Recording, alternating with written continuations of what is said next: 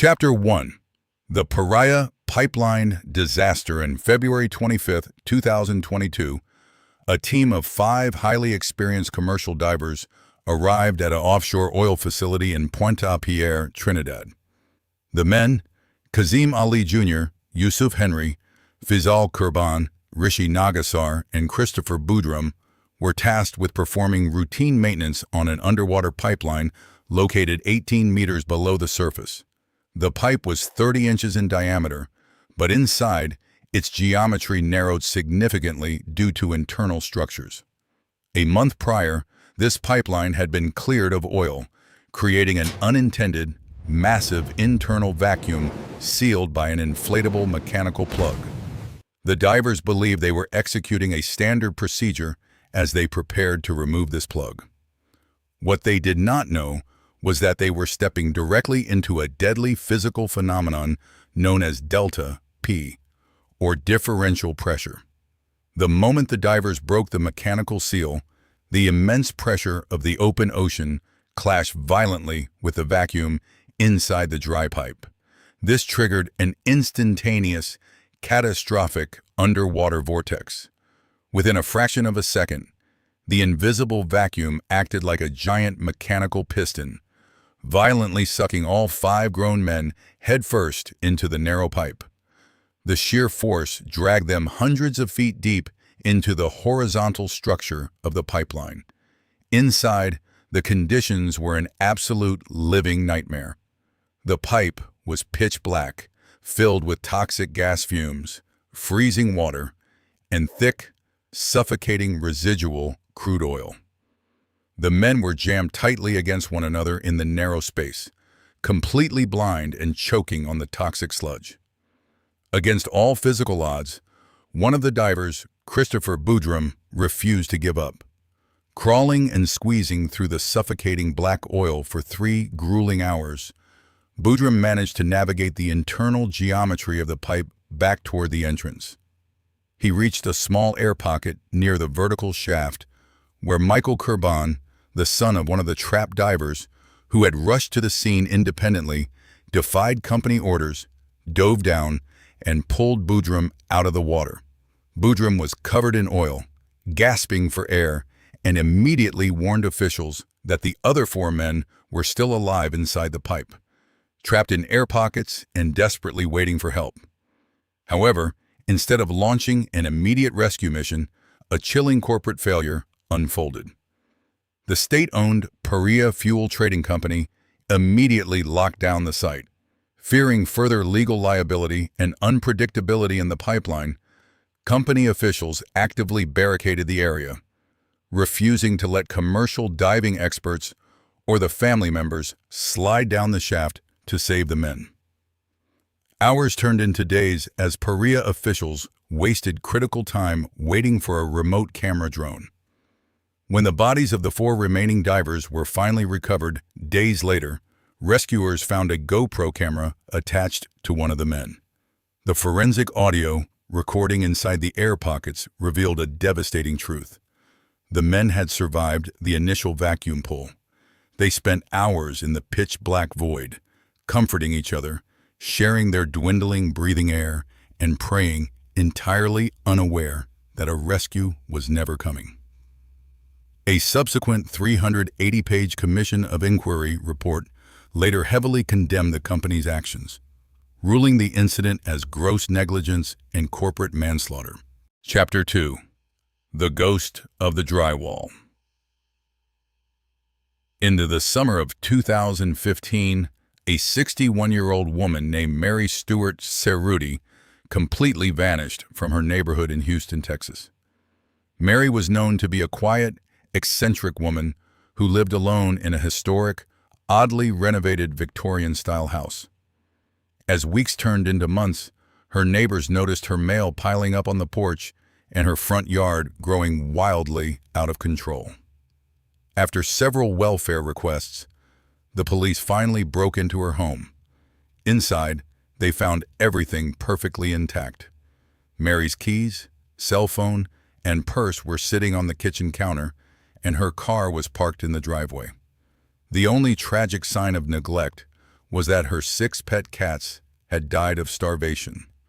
With no signs of a struggle or forced entry, investigators were completely baffled, assuming she had either walked away voluntarily or been abducted outside her property. The terrifying truth of what actually happened to Mary wouldn't be discovered until 2 years later. Mary's house featured an unfloored, poorly lit attic space where the support joists left open gaps into the structural wall cavities. While navigating the attic to organize her things, Mary stepped off a secure board onto a weak layer of insulation. Instantly, the floor gave way, and she fell straight down into an 8-inch wide, 2-story deep gap between the interior living room drywall and the heavy exterior frame of the house. The physical mechanics of this trap were brutal. The space was so incredibly narrow that upon impact, Mary's arms were pinned straight down against her sides, making it physically impossible for her to wedge her knees or elbows against the studs to climb out. She was trapped completely upright, like a living statue entombed in darkness. Even worse, the thick fiberglass insulation and double-layered drywall acted as a perfect industrial sound dampener. Mary likely screamed for days, but the sound waves were entirely absorbed by the insulation before they could ever reach the street or the neighboring houses just yards away. In 2017, the home was foreclosed and sold to a new family. While cleaning out the attic and investigating a strange broken floorboard near the wall gap, the new owner shone a flashlight down into the dark structural void. Wedged tightly between the wooden studs, they discovered a human skeleton, a pair of eyeglasses, and old tennis shoes. The forensic analysis confirmed that Mary suffered no broken bones from the initial fall, meaning she did not die quickly from the impact. Instead, she had spent days suffering through positional asphyxiation and severe dehydration, completely trapped inside the walls of her own home, while police officers walked through the rooms just inches away from her resting place. Chapter 3. The Plura Cave, Choke Point. In February 2014, a team of 5 highly experienced Finnish technical divers traveled to the notorious Plura Cave in Norway, aiming to execute a dangerous, deep-water traversal. Plura Cave is an extreme environment. To even enter the cave system in winter, divers must cut holes through a thick sheet of solid surface ice. At depths exceeding 130 meters, the water rests at a bone-chilling 4 degrees Celsius. The pressure is crushing, and the path transitions into jagged, pitch-black rock slits known to the diving community as restrictions. The team began their descent smoothly, utilizing underwater scooters to navigate the deep depths. However, at the absolute deepest and narrowest bottleneck of the cave, tragedy struck. Diver Jari Huhtarinen's underwater scooter became severely entangled in a guideline.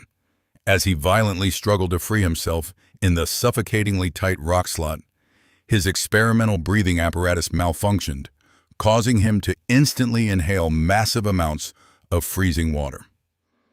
Huhtarinen panicked, hyperventilated, and passed away within moments, his body becoming wedged completely solid in the narrowest part of the cave passage. Directly behind him in the sequence was his close friend, Jari Uusimäki. Because Huhtarinen's body completely plugged the tiny rock tunnel, Uusimäki's only exit route to the surface was entirely cut off. He was forced to float in the freezing, pitch-black water, staring directly at his deceased friend, knowing he was completely trapped 400 feet beneath solid rock and ice.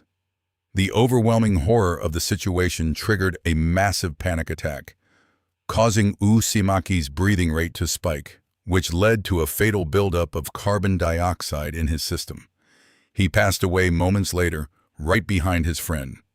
When the remaining survivors surfaced and alerted authorities, official British and Norwegian cave rescue teams were flown in. After assessing the extreme depth and the fact that the first body was completely jammed into the stone restriction, The government declared a recovery mission far too dangerous and officially sealed the cave, leaving the two men trapped there forever as a permanent tomb. But the story didn't end there. Refusing to leave their friends behind in the dark, the surviving Finnish divers formed a secret, rogue vigilante recovery team. In the dead of winter, they hid from Norwegian police patrols, sneaked past government barriers, and hauled thousands of pounds of heavy technical gear across the ice in absolute silence. Operating completely in the shadows, they executed an illegal multi-day deep dive.